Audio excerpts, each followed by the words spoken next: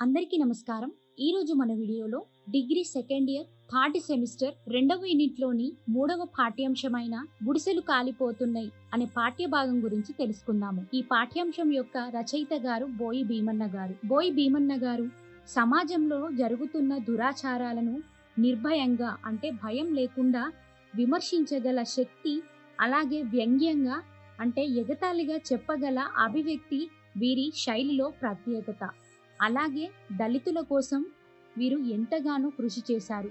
దళితుల అభ్యున్నతి కోసం ఎంతగానో వీరు ముందుండి నడిపించారు. ఇక పాఠ్యభాగ సందర్భంలోకి వెళ్ళిపోదాము. తరతరాలుగా అంటే ఎప్పటి నుంచో దళితులు గుడిసెల్లోనే అంటే పాకల్లోనే బతుకుతూ పేదరికాన్ని అనుభవిస్తూనే ఉన్నారు. పేదరికానికి తోడుగా ఈ ధనిక వర్గాల వారు అంటే డబ్బున్న వారు, అగ్ర కులాల వారు వీళ్లపై అధికారం చెలాయిస్తూనే ఉన్నారు. ఎన్నో విధాలుగా దళితుల్ని అంటే మాలమాదిగల్ని అనగదొక్కుతూనే ఉన్నారు. ఈ విధంగా నిరంతరం బాధపడుతూ బతుకులను వెళ్లదీస్తున్న ఈ దళితులు, పేదవాళ్ళు గుడిసెలు ప్రతి సంవత్సరం ప్రతి ఏటా తప్పకుండా కాలిపోతూ ఉండటాన్ని కవి సూక్ష్మంగా పరిశీలించాడు. దీని వెనక ఏదో కుట్ర దాగి ఉందని కవి అనుకున్నాడు.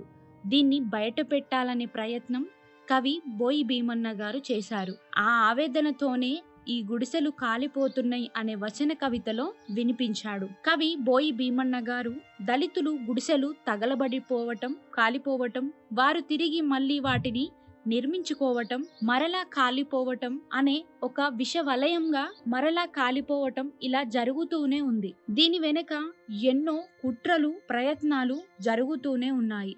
కాలిపోయిన గుడిసెల స్థానంలో తిరిగి మళ్ళీ గుడిసెలే ఎందుకు వేయాలి? నిజంగా ఒక కాలిపోయిన గుడిసెలో మళ్ళీ గుడిసెలే ఎందుకు వేయాలి? భవనాలు కట్టవద్దా అనే ఒక విప్లవాత్మకమైన ప్రశ్నతో దళితుల అభ్యున్నతి కోసం దళితుల వైపు నిలబడి కృషి చేశారు బోయి భీమన్న గారు. కవి గారి యొక్క ఆవేదన అందరినీ ఆలోచనలో ముంచేసింది.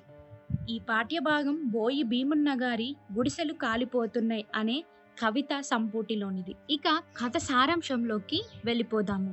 గుడిసెలు కాలిపోతున్నాయి. ఓహో, గుడిసెలు కాలిపోతున్నాయి. ఆ గుడిసెలు ఎవరివో పాపం. ఆ గుడిసెలు మాలమాదిగలవే అయ్యుంటాయి. గుడిసెలు మరెవరికుంటాయి? అవును, గుడిసెలు మాలమాదిగలవే అయ్యుంటాయి. ఎందుకంటే పాకలు వారికే ఉంటాయి. లేదు, మన దేశంలో గుడిసెలు చాలా మందికే ఉంటాయి. ఇది మన దేశ ధర్మం. మనది పేద దేశం, మనది బీద దేశం.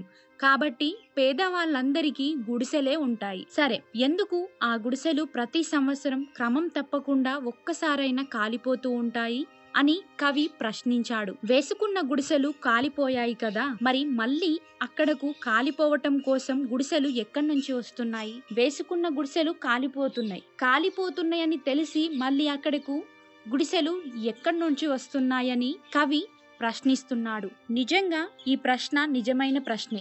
కాలిపోయిన గుడిసెల స్థానంలో తిరిగి గుడిసెలే ఎక్కడి నుంచి వస్తున్నాయని కవి మనందరినీ ప్రశ్నించి ఆలోచించేలాగా చేశాడు. శ్రీకృష్ణుడు భగవద్గీతలో ధర్మ సంస్థాపనార్థాయ సంభవామి యుగే యుగే అని గీతలో చెప్పాడు. అంటే ధర్మం స్థాపించడానికి దేవుడు ప్రతి యుగంలో తాను పుడతానని చెప్తాడు. అంటే ఏటా గుడిసెలు కాలిపోవటం అనే ధర్మాన్ని నిలబెట్టుకోవడానికే ఆ గుడిసెలను మళ్ళీ మళ్ళీ అక్కడ నిర్మించబడుతున్నాయేమో. అలా గుడిసెలు తిరిగి నిర్మింపబడటం మన ధర్మంలోని రహస్యమని కవి వ్యంగ్యంగా చెప్పాడు. అంటే ఒక ఎగతాళిగా చెప్పాడు. ఇలా గుడిసెలు పుడుతూ ఉంటాయి, కాలిపోతూ ఉంటాయి. కాలిపోతూ ఉంటే మళ్ళీ తిరిగి పుట్టుకొస్తాయి. ఇదొక విషవలయం వంటిది అని కవి భీమన్న గారు చెప్పారు. ఇలా కాలిపోవటం, మళ్ళీ వాటిని నిర్మించుకోవటం ఇలా ఎంతకాలం జరుగుతుంది? దీనిలోని రహస్యం ఆ గుడిసెల్లో నివసించే ఆ పేదవాళ్ళకి, ఆ మాల మాదిగలకు, ఈ దళితులందరికీ ఎప్పుడు తెలుస్తుందో అప్పటి వరకు వారి యొక్క బ్రతుకులు ఇలాగే ఉంటాయి. ఆ మాలమాదిగలు ఎదురు తిరిగి కాలిపోయిన గుడిసెలకు బదులు తమకు భవనాలు నిర్మించాలని ప్రభుత్వాన్ని నిలదీసే వరకు ఇది ఈ విధంగా జరుగుతూనే ఉంటుంది. గుడిసె వాసులందరూ అంటే గుడిసెల్లో నివసించే వాళ్ళందరూ మళ్ళీ గుడిసెలు కాలిపోకుండా ఉండాలంటే గుడిసె వాసులంతా మాకు భవనాలే కావాలని పట్టే వరకు ఇది ఇలా సాగుతూనే ఉంటుంది అని కవి గారి సమాధానము. పేదలకు గుడిసెకు బదులు భవనాలు కట్టించాలి. అప్పుడే గుడిసెలు కాలిపోవటాన్ని నిర్మూలించవచ్చు.